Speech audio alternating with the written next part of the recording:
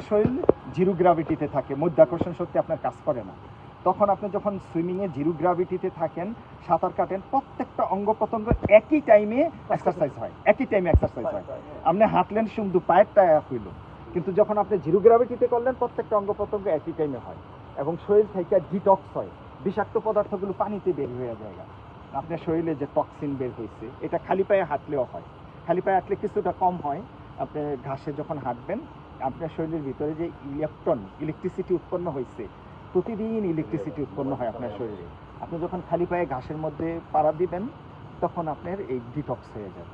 তারপরে আপনি যখন এই যে টাকনুটা যে বলছে সুন্নত না, আপনি টাকনুটা বাসায় রাখবেন, এখান থেকে আপনার তাপমাত্রা ট্রান্সফার হচ্ছে, তো আপনার যৌবন ক্ষমতা, অন্যান্য মাথার ঠান্ডা থাকবে হচ্ছে এই কাজটা। তো আপনার হচ্ছে এটা ফিজিক্যাল ফিটনেসের জন্য আরও কিছু বিষয় হচ্ছে, আপনি ব্রেনকে কুল রাখতে হবে, মাথাকে ঠান্ডা রাখতে হবে। প্রশান্তি, ঠান্ডা, কোল মাথা উত্তেজিত হওয়া যাবে না, তাইলে পুরো শরীর আপনার রিল্যাক্সে থাকে, ব্রেন ভালো কাজ করবে, মনে পড়বে। আর আপনি উত্তেজিত হয়ে গেলে ব্রেন ডিলেট হয়ে যায়, ব্রেন জ্বলে যায়, আপনার কোনো কিছু মনে থাকবে না। তখন আপনি যে কাউরে একটা কোপ দিয়ে ফেলবেন, পরে বুঝবেন যে হ্যাঁ কি করলাম এটা। তখন ব্রেনের কার্যক্ষমতা টোটাল স্টপ হয়ে যায়। আপনি যখন উত্তেজিত হন, হাইপার টেনশনে থাকেন, এইটা করেন রিল্যাক্সে। আর বেশি যদি কারো উচ্চ রক্তচাপ হয় বা হাইপার টেনশন থাকে, কোনো দুশ্চিন্তা থাকে, দুইটা কাজ করবেন, একবারে সাথে সাথে পানি নিয়ে যাবেন, দম চর্চা করবেন বেশি বেশি। আর এই ঠান্ডা পানিতে পা, বলের মধ্যে পানি দিয়ে পা ভিজায় রাখবেন, ঠান্ডা পানি আইসক্রিম দিয়ে দিবেন, কোনো কিছু ঠান্ডা দিয়ে দিবেন, দিয়ে পা ভিজায়া সুন্দর করে দম চর্চা করতে থাকবেন। জাস্ট 5 মিনিটে আপনি একবার কোল ডাউন, আপনার উচ্চ রক্তচাপ শেষ। ঘরের মধ্যে রাখারাই করলে আমি বউরে করতাম, তাড়াতাড়ি ঠান্ডা পানি দিয়ে আমার পাটা দিয়ে বলে ভিজাই নিয়ে আয়, নাই বালতিতে নিয়ে আয়। তো এটা হচ্ছে এই যে ফিজিক্যাল ফিটনেস, এই ফিজিক্যাল ফিটনেসের এই বিষয়গুলো আপনি খেয়াল রাখতে হবে। খেয়াল না রাখলে কারণ হচ্ছে আপনার কত হাজার হাজার শিরা উপশিরা, হ্যাঁ, আবার আর ব্রেনের মধ্যে কত নার্ভ চিকন, কত যন্ত্রপাতি। আপনি একটা প্রাইভেট কার চালান, এটার ইঞ্জিনের মানে আপনার ফাংশন দেখলে আপনার মাথা খারাপ হয়ে যায় একটা গাড়ির। আর এই মানুষের শরীরের ভিতরে কত ফাংশন, আমরা কি মনোযোগ সহকারে এই ফাংশন ঠিক রাখার জন্য চেষ্টা করি না? মনোযোগ সহকারে করতে হবে। তাহলে এটা হচ্ছে ফিজিক্যাল ফিটনেসের বিষয়। তারপরে আমরা হচ্ছে ফুড ফিটনেসের বিষয়টা আমি আগে অল্প একটু বলছি। ফুড ফিটনেসের বিষয়টা টোটাল সবচেয়ে ভয়াবহ অবস্থায় আছি 3টা জিনিস নিয়ে। এক হচ্ছে পচা তেল খাই আমরা, সয়াবিন তেল কোনো তেলেই না। আপনি সরষের তেল 1 ফোঁটা খাবেন, মা চাচিরা ছোটবেলা এরকম শিশির মধ্যে মাথার মধ্যে আঙ্গুল দিয়ে 2-1 ফোঁটা এইটাই কি তরকারি টেস্ট তেল দিয়া 1 মাস দিয়ে দিত। হ্যাঁ, এইটা স্বাস্থ্যসম্মত, আপনার শরীরের জন্য বেশি তেল দরকার নেই। আর হচ্ছে বেশি কথা করলে ভাজা পোড়া, এটা না ভাজা পোড়া, এইটা চিপচপে যে সমোসা, এই যে এটা কইতেছি আমি বলতেছি, সেটা হচ্ছে এই যেমন এই যে ফাস্ট ফুড সেকেন্ড ফুড, হ্যাঁ, fast food second food, pizza, hot dog, sandwich, burger, হ্যাঁ, তারপরে কি আছে নাসুস, হ্যাঁ, অনেক খাবার আছে না। এই যে ফাস্ট ফুড, এগুলোর মধ্যে হচ্ছে মানে হাইড্রোকেমিক্যাল থাকে, ইস্ট থাকে, আরো অনেক ক্ষতিকারক উপাদান থাকে, হ্যাঁ, এগুলো শরীরের জন্য মারাত্মক ক্ষতিকারক। হ্যাঁ, টেস্টিং সল্ট, এগুলো কোথায় ক্ষতি করে বেসিক্যালি জানেন? টেস্টিং সল্টও ক্ষতি করে, হ্যাঁ, মারাত্মক ক্ষতি, অনেক ক্ষতিকর। আপনার লিভার ফাংশনকে ধ্বংস করে দিবে। আপনার লিভার ফাংশন যখন ধ্বংস হবে, তখন আপনার শরীর অন্যান্য মেটাবলিজম ধ্বংস হয়ে যাবে। তো এই ফাস্ট ফুড সেকেন্ড ফুড খাওয়া যাবে না, হ্যাঁ। আর এই বাইরের খাবার ভুলেও খাবেন না। আর সব হ্যাঁ, এটা বেশি বেশি বেশি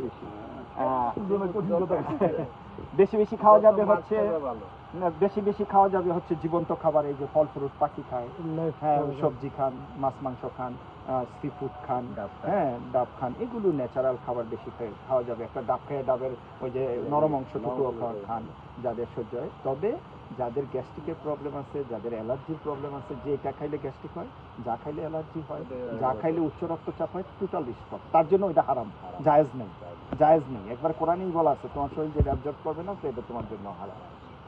আর অন্যান্য হারাম তো উল্লেখ করেই দিচ্ছে। তো এটা হচ্ছে আমাদের ফুড ফিটনেসের বিষয়টা। আর আমাদের টাইম এবং মানি ম্যানেজমেন্ট ফিটনেসে থাকতে হবে। টাইম ফিটনেসের ব্যাপারে আমরা খুবই উদাসীন, সময় অনুবর্তিতা নাই, হ্যাঁ, ফজরের সময় আজানের ধ্বনি কানে যায় না, আপনি মাথায় যদি সন্ধ্যা রাত্রে সেট করে শোন, যখনই শোন যে আমি আজানের সময় উঠে যাবো, ঠিক মাথায় আপনার অ্যালার্ম দিয়ে দিবেন, ঘড়ি লাগবে না। এই যে আমি আছি, আমার ঘড়ি লাগে না, এই ঠিক আজানের শব্দ আমার ফুল ফ্যামিলির কানে আসবে। তো এইটা টাইম ম্যানেজমেন্ট। হ্যাঁ, সত্য কথা, মাথায় সেট করে রাখবেন টাইম ম্যানেজমেন্ট।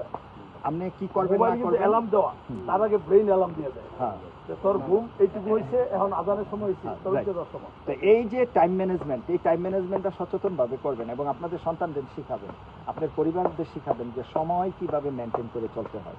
আর মানি ম্যানেজমেন্ট তো আমি প্রতিদিনই বলি, মানি ম্যানেজমেন্ট যেমন সগির ভাইয়ের অনেক টাকা আছে, মানে সব ওই কারণের মতো আটকে রাখবে এরকম হবে। গাজীপুরে ট্যাক্স দিচ্ছে, গাজীপুর দেখায় শেষ করেছি আমরা। তো শেষ করি, কথাটা শেষ করি। তো সগির ভাই অনেক টাকা আছে, সগির ভাই কৃপণতা করে না, যে এরকম সবাই গিফট করে, দান সরকার করে, কৃপণতাও করা যাবে না, আবার অপ্রয়োজনীয়তে বেশি খরচ করা যাবে না। এটা হচ্ছে মানি ম্যানেজমেন্ট। আবার সন্তানদের আপনার স্ত্রী পর্যন্ত কষ্ট দেওয়া যাবে না, কোথাও ঘুরতে নিলেন না, কৃপণতা করেন, এটাও করা যাবে না। আবার বন্ধুদের খাওয়াতে হবে, আবার দরিদ্র থাকা যাবে না। দরিদ্রতা কিন্তু, দরিদ্র কোরআন কিন্তু মারাত্মকভাবে নিষেধ করছে। মানে আমার আয়াতটা মনে নাই এখন, আমার কিছুক্ষণ আগেও মনে ছিল যে কোরআনে বলছে, মানে কি বলছে, এরকম শব্দটা আসছে যে মানে দরিদ্রতা হচ্ছে মানে মানে ধর্মকে নষ্ট করে দেয়, এরকম একটা আয়াত করে আসছে। আপনি দরিদ্র থাকা যাবে না, বলছে যে আপনি ধনী হন।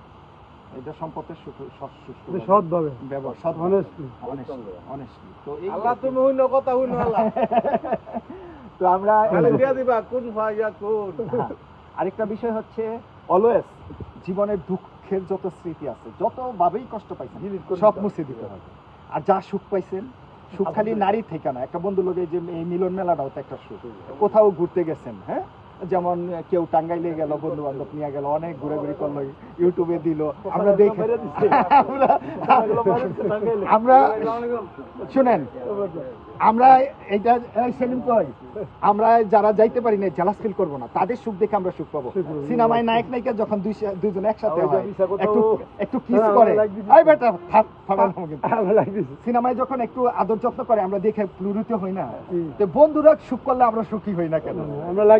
আমরা খুশি হব, তারা সুখ করতেছে, আর আমাদের সুখ লাগতেছে।